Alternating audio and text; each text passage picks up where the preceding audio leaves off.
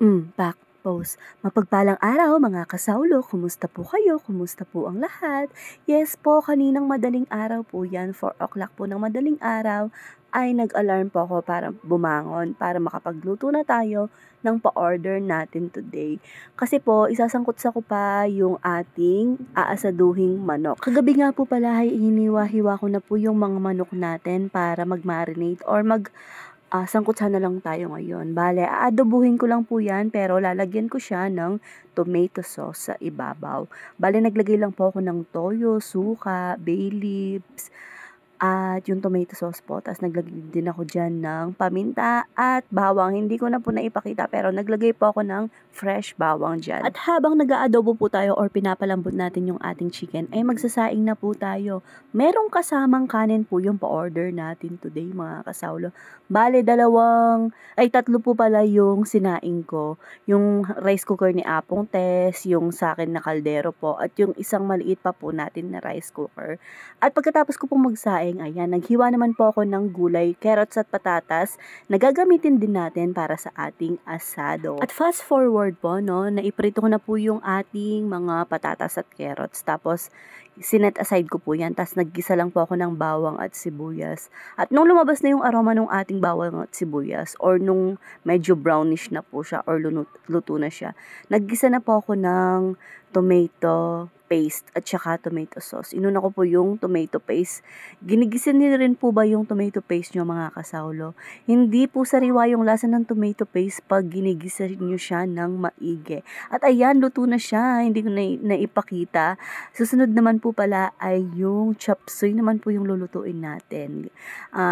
Ganun lang din po. Gisa tayo ng bawang at sibuyas. Tapos yung nilalagay ko po pala sa chop suey natin ay atay at balon-balunan ng manok. Nilagay ko na din po pala dyan yung sobrang giniling natin kahapon dun sa palabok toppings po. Hindi ko na naipakita pero inilagay ko po dyan. At nung magisa-gisa na po yan ng maayos ay naglagay po ako ng konting patis at nilagay ko na po yung matagal palambutin na gulay gaya ng carrots at saka yung ating sayote. Tapos naglagay din lang po ako ng kaunting tubig para mapalambot. Tinakpan ko lang po yan. Kasunod din po ay yung cauliflower natin na napakarami. Char!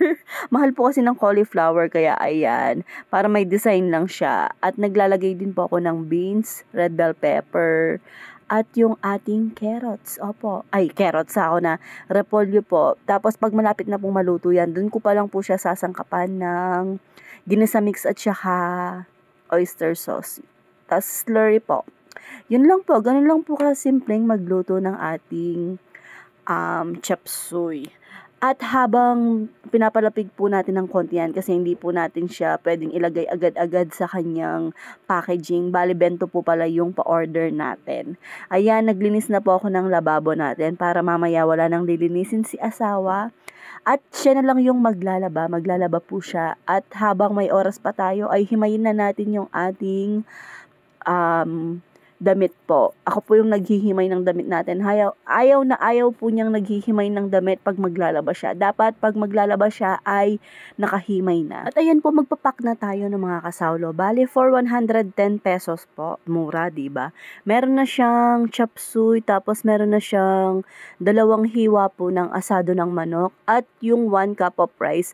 Actually, hindi man po siya 1 cup of rice kasi dinadagdagan ko po yung rice kasi tsaka yung sabaw nung ating chicken kasi sabaw pa lang po mauulam nyo na siya. At yan po pala ay order ni Madam teacher po siya from Babosakan. Thank you so much po, Madam. God bless you more po.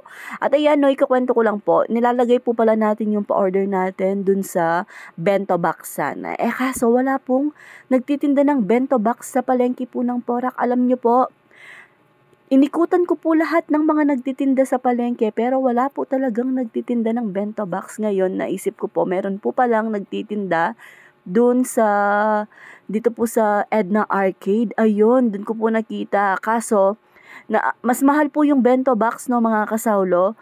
Kaya binili ko na lang ay yung microwavable. Mas maganda pa pong tignan dyan sa clear na container na yan.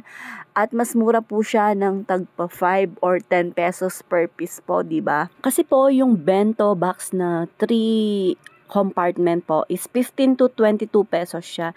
Eh yan po, umaabot lang siya ng 10.50 per piece po kasi 10 pieces is 105 pesos po siya. At ayan po yung napa-order natin. Bale, 22 pieces po yan na bento meal po. Meron na siyang asado, at chop suey at yung kanin po.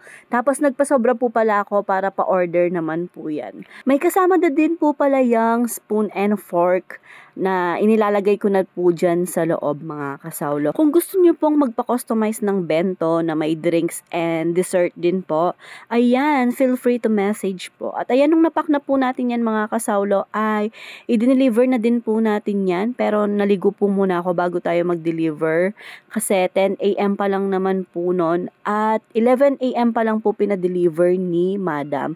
Bago po mag-11 ay na-deliver na natin yan. So ayan mga kasawlo, hanggang dito na lang. God bless us all po. Bye!